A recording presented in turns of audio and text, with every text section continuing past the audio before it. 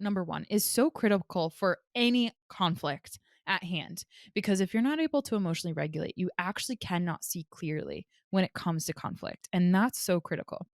It is going to feel like messy action at first, but the more you can practice these skills, the better you'll get at it. And then conflict won't feel so much like conflict. It'll feel like steps in the right direction towards what you want. Hey everybody, it's Bianca. And it's Emilia. Welcome to another episode of Evolve Ventures, where we are helping growth minded humans evolve by breaking one limiting belief at a time. We hope you enjoyed the last episode, number 290, Why We Self Sabotage. For today, 291, Motivation Monday, three Whoop. simple conflict resolution tools you need to know. And that is not a simple sentence. That's not. That was a hefty one. Holy hell.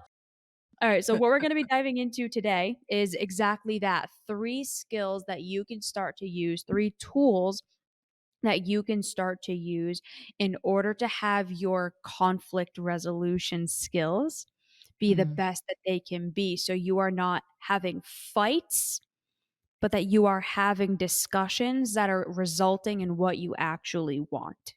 So Mm. Emilia has prepared a story that really highlights the 3 points that we're going to be getting to. So take it away. Mm.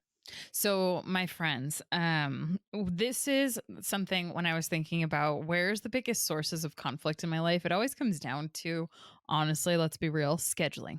And the reason why I share that to preface this story is because of the fact that I am someone who always is wanting to make sure that every single minute of my time is being put to use that is in alignment with values, my core aspirations, my beliefs. Exactly. Bianca's putting the weirdo sign up. I love it. So, with that being said, my story, though it might, obviously is my version of this. I know that everyone that is joining us in this dialogue knows that they have their own version of this because what it comes down to is trying to make something happen and it involving other people.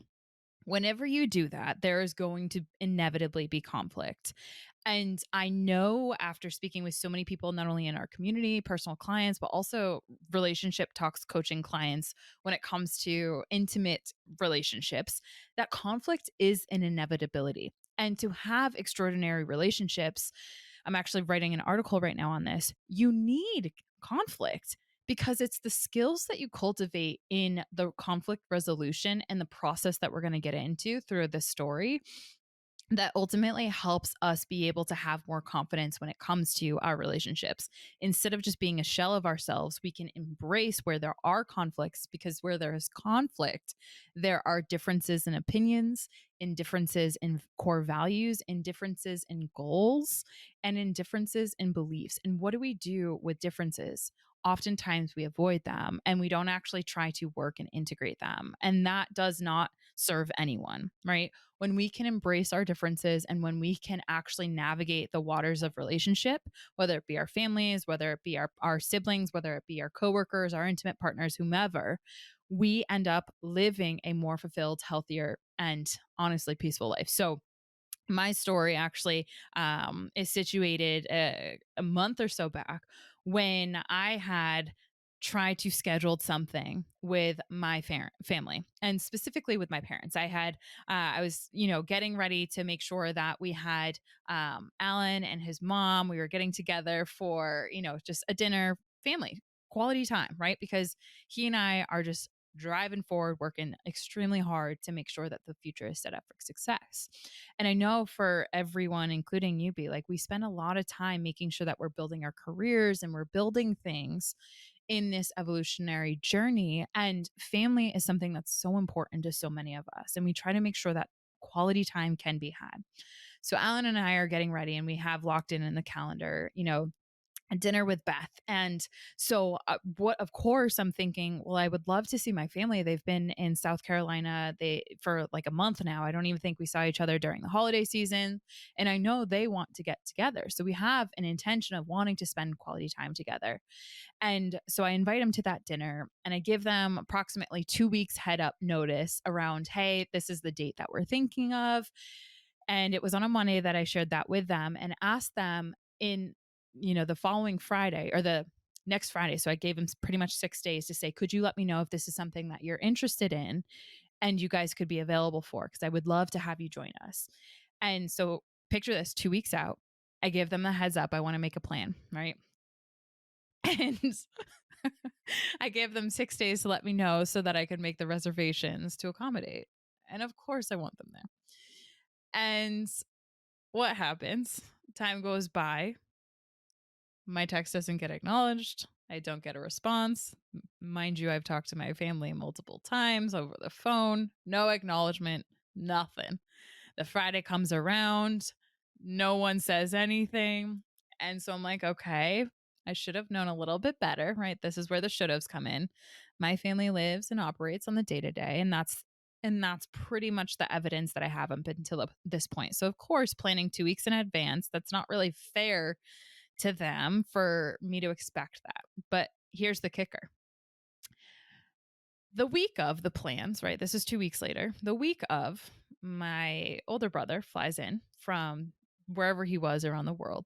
And what do you know? The family scrambles, gets together because he's home. So you can insert all of the emotions, all the feels of how neglected and sad and like I don't like my family doesn't love me, like all those narratives that start cropping in, which I know our listeners have experienced. Like one sibling gets attention and prioritized, and events scramble around them, but yet the other siblings kind of feel like they've been really not acknowledged or cared about to the same degree. And that's definitely some of the experiences that I was working through. So the conflict at hand that I want to share in this episode was the fact that I was trying to plan to have quality time. My intentions was to have quality time with my family.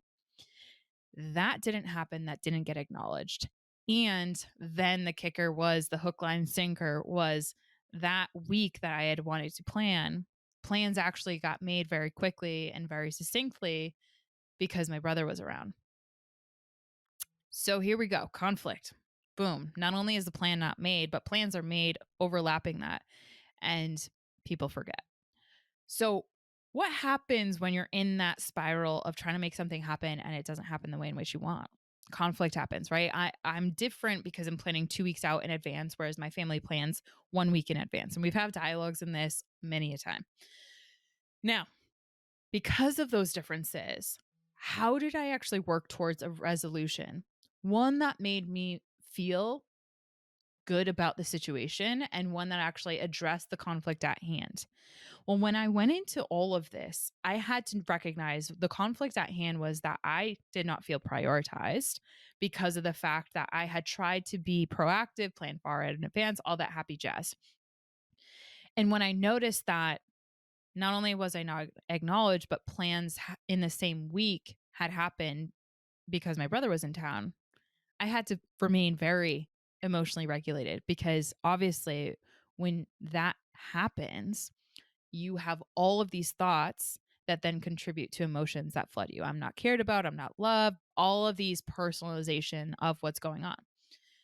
And to be able to emotionally regulate in which is step conflicts like one. that, exactly, which is step number one, is so critical for any conflict at hand. Because if you're not able to emotionally regulate, you actually cannot see clearly when it comes to conflict. And that's so critical. So here I'm doing my woosahs, my box breaths. Okay, I'm going to go to this dinner. I'm actually really grateful. We're still getting that quality time. Now, what happens then? We're going to get quality time and I'm going to be seeing my family and I miss them all. I don't want to be in this conflict, passive aggressive feeling, but there is still a conflict here.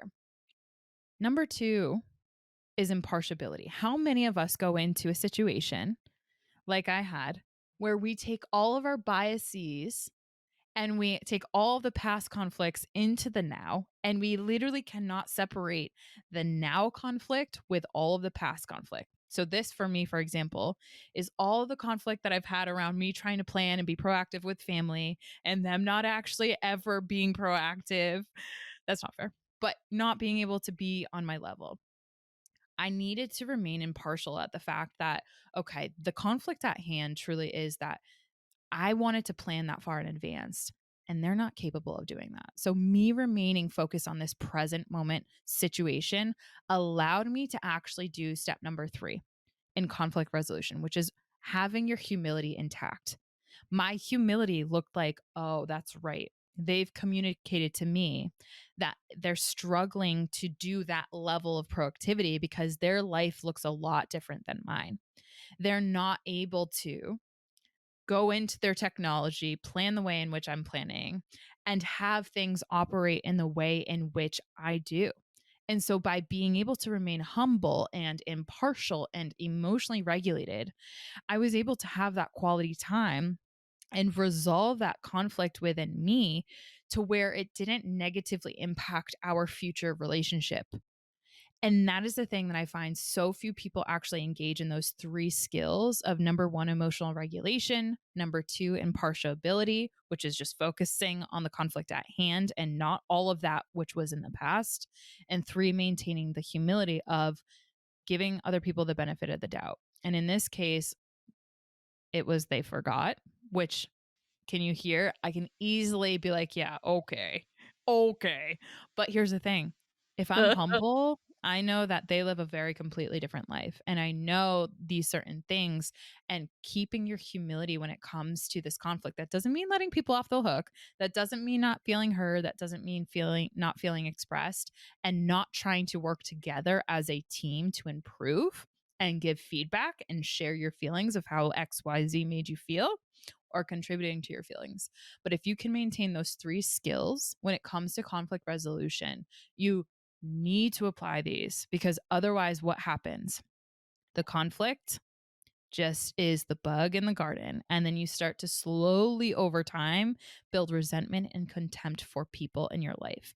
And it is very easy in a situation like that when I'm like a hardcore, hard, heavy duty planner for me to build resentment and contempt towards my family members, even towards my brother, even towards my parents, right? Like, why don't you guys use your technology the way in which I want you to, right? All of that, that's not fair. And that's going to disconnect us instead of build us together. So, I believe it's our responsibility to learn these conflict resolution skills and tools and to apply them, even if it feels like messy action and even when it feels impossible.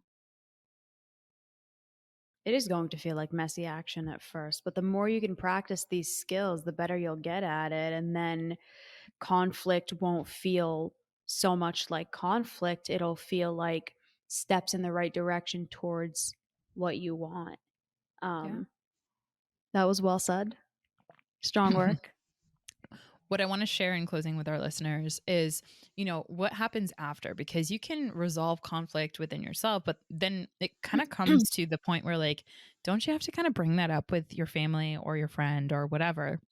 You can. And absolutely, I would encourage people to do that, but not necessarily before you don't have a strong gauge of how it contributed to the feelings that you feel, how it connected maybe to a ton of past hurts or a ton of past conflicts that never got resolved, and how it connected to a plethora of narratives and expectations that you might have with the other people. So, like for me, for example, I recognize that there was some pain bodies back in there where the constant narrative is like, why do I always have to go extra hard and make sure that, it feels so difficult for me to just want to spend quality time with my family. They think that it's super easy and it's not a big deal, but yet like I have to plan because I have these bigger goals and they don't respect that. Like all of these narratives, those past hurts, if I'm not aware those are what's contributing to the emotion that's being constructed in these conflicting moments when our differences really do show themselves, then I can't necessarily have productive conversations with the people that I love and care about to where we actually can improve. And you know what? What I want to make sure that I include in here, it's these skills that I've cultivated over time to where now my family is actually having conversations around scheduling. My mom's putting in so much more effort to where she's like, you want to include me on that calendar event?" She's like, "Emma, I don't really know how to use these Google Calendar stuff, but like help me What? learn." Right? So, exactly. And I'm so grateful for that. But that would never happen if I just let those seeds of resentment, contempt, all that stuff build and the narratives just build in those conflict moments. And so, the people that you care about, if there's conflict, if you care, there's conflict. And if there's conflict, show that you care. Show that you care by demonstrating these three skills, and then bring whatever improvements you can to them so that you two can work together as a team, because it's honestly the team effort that makes all of this more possible. And it is. It's going to feel like messy action. And you ain't going to get it perfect first time. I didn't. I don't know one person that has. So give yourself that permission to slip and slide a little bit. Well said, my friend. Episode suggestion? My episode suggestion is 250, how to rebuild trust with others. You? 248, how to break toxic patterns in your life. If this is something that you want more help with, we have the brand new You Do You program. It is coaching and therapy on your time, on your terms, at your disposal for a really, really low price that is incredibly affordable. If that's something Mm. you're interested in getting more information about, click the link in the show notes or get down in the DMs with the girls. All right, everybody. Have a Happy beautiful Monday. week.